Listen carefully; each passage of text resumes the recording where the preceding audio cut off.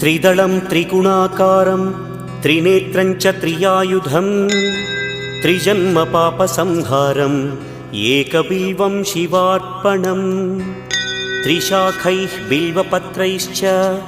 अच्छिद्रैः कोमलैः शुभैः तव पूजां करिष्यामि एकबिल्वं शिवार्पणम् कोटिकन्या महादानं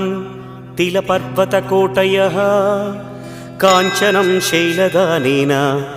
एकबिल्वं शिवार्पणम् काशीक्षेत्रनिवासं च कालभैरवदर्शनं प्रयागे माधवं दृष्ट्वा